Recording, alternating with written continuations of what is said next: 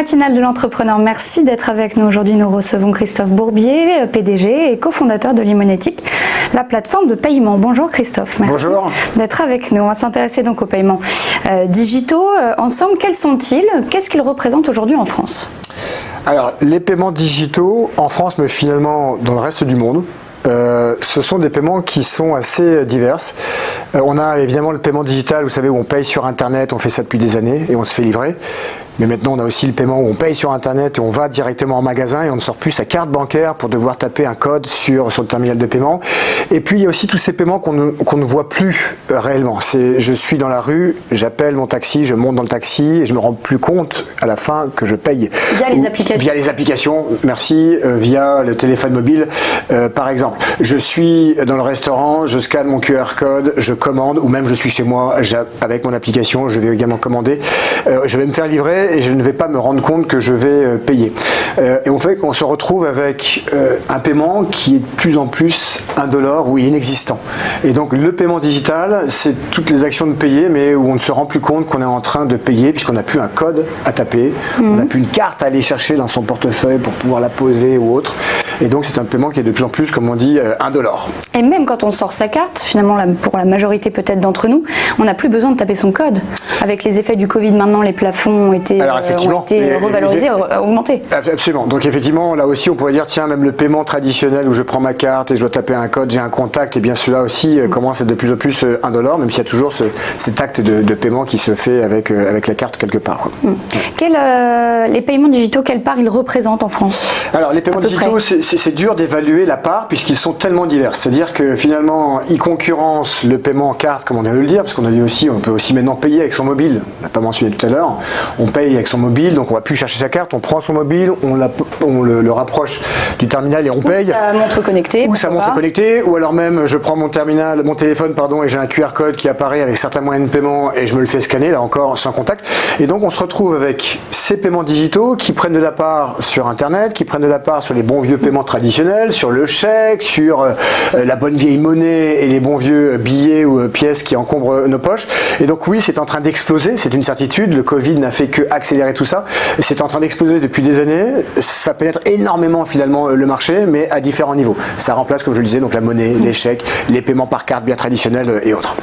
L'impact du Covid, justement, parlons-en, est-ce qu'il a été immédiat dès les débuts de la crise sanitaire? Est-ce que c'était pendant le confinement? Comment ça s'est passé? Ça a été exceptionnellement binaire. C'est-à-dire qu'en France, pour le coup, mais on a eu beaucoup de discussions avec des homologues un peu partout dans les pays du monde qui sont dans le paiement, tous à des moments différents. Nous, c'était le 18 mars en l'occurrence. Le 18 mars, le jour où finalement les magasins ferment, une des seules et rares solutions pour pouvoir continuer de consommer, de payer, de recevoir finalement des produits est devenu le fameux paiement digital qui était la seule façon de payer sans aucun contact, soit de chez soi en étant livré, soit en magasin sans avoir à taper son code sur le terminal. Et donc ça, dans tous les pays du monde, vous voyez que finalement les paiements digitaux en général explosent. Il n'y en a qu'un seul, dans une seule verticale qui s'est un peu écrasé, c'est le voyage. Oui, forcément, tout le secteur a été Tout le secteur a été ça, et les produits de luxe qui devenaient un peu moins luxueux d'une certaine façon, indispensables, on va dire, dans cette période-là, qui se sont complètement écrasés. Est-ce que vous pensez que le changement de mentalité des Français, même partout dans le monde, il est pérenne?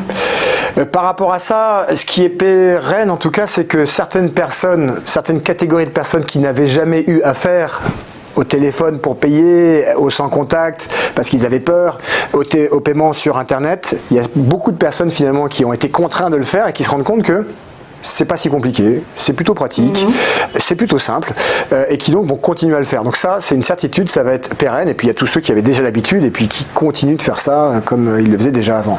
Comment Limonetic, comment votre société elle s'est adaptée à cette crise? Alors nous, on a surfé un peu la crise, puisque nous, on est les spécialistes du paiement international, du paiement sans contact, de ces fameux paiements QR code, des montages un peu, vous savez, marketplace comme Uber ou Deliveroo. Nous, on est les spécialistes finalement de ces paiements-là, et on a un peu surfé finalement cette vague qui a explosé à partir de mars, avec une explosion de nos chiffres, une explosion du volume de transactions qui s'est faite via ces paiements digitaux. Les paiements digitaux, est-ce qu'ils représentent un nouvel Eldorado pour les différents acteurs, et si oui, pourquoi?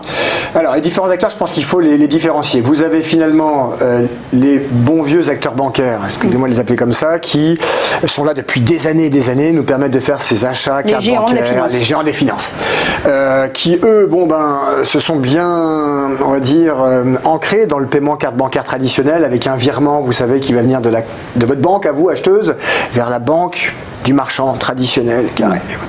Et puis, il y a toutes ces formes de paiement là, qui viennent d'arriver, qu'on vient de citer, tous ces nombreux moyens de paiement. Dans le monde, il y a plus de 300 moyens de paiement qui concurrencent Visa Mastercard, qui sont avec du QR code ou autre. Et puis ces nouvelles formes de vente ou d'achat avec Deliveroo ou Uber, où là, l'argent, c'est plus juste, ça va d'un compte à un autre. Ça va de plein de comptes qui viennent de plein de moyens de paiement de plein de partout de pays dans le monde, et puis de l'argent qui va devoir être envoyé par les restaurateurs, les taxi drivers de Uber et autres. Et tout ça devient extrêmement compliqué.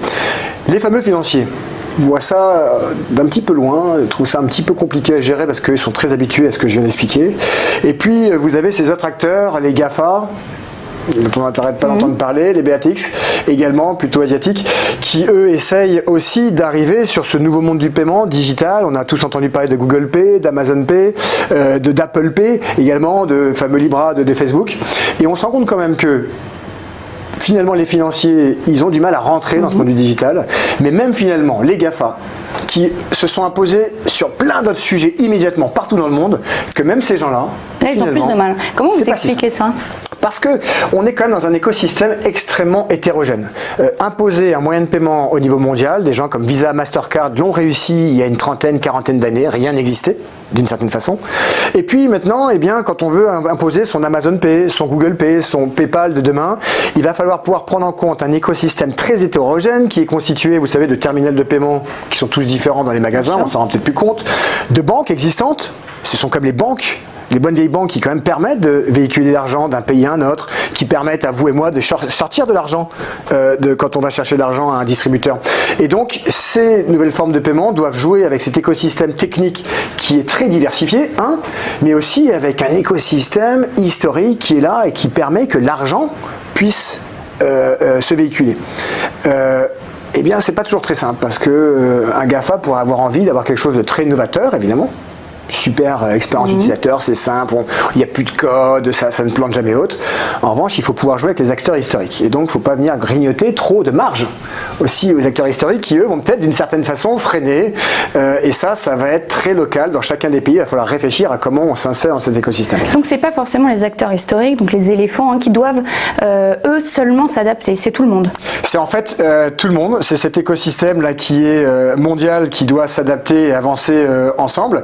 Et c'est bien ça qui le rend difficile parce que il est compliqué, il est hétérogène et en plus il doit être mondial. Quel serait l'intérêt d'avoir un moyen de paiement qui ne serait valable qu'en France ? Il va falloir que mon moyen de paiement, si je veux vraiment l'utiliser, quand je vais pouvoir revoyager, que je puisse de façon certaine l'utiliser en France, mais aussi en Belgique ou en Italie. Donc mon moyen de paiement, s'il n'est que franco-français, il ne va pas m'intéresser. Ou s'il se limite aux États-Unis, il ne va pas m'intéresser. Il faut que ce moyen de paiement il soit immédiatement mondial. Et c'est ça qui fait la difficulté des anciens, quelque part, qui eux sont en manque de nouveautés, d'expériences clients un peu sympathiques, très digitales, et puis des nouveaux qui eux sont très digitaux mais doivent jouer avec un écosystème qui est là depuis très longtemps. Et aujourd'hui, qui sont ces acteurs, ces leaders du paiement digital ? Alors, dans les acteurs, on retrouve finalement les gens que j'ai cités qui sont comme leaders. Vous savez, ces GAFA, je dis que c'est compliqué pour eux, mais au final, ils arrivent comme à s'imposer. En tout cas, ce qui est sûr, c'est qu'un acteur comme Limoéthique, dont la fonction est d'aider et les sites marchands, mais aussi les acteurs de la chaîne du paiement, ces institutions financières qui sont là depuis très longtemps, notre vocation, c'est de les aider à pouvoir rentrer dans ce monde digital du paiement, dans ce nouveau monde qui devient un must-have, un paiement donc indispensable à pouvoir gérer. Nous, notre vocation, c'est donc d'aider ces sites marchands, mais aussi les institutions financières, les banques, on appelle aussi certains acteurs comme les gateways techniques, qui sont restés un peu dans le monde carte bancaire à l'ancienne, et nous, on les aide à rentrer là-dedans, et donc on surfe beaucoup finalement sur cette belle dynamique internationale. Merci beaucoup Christophe Bourbier d'être venu sur notre plateau. À très vite dans la matinale de l'entrepreneur.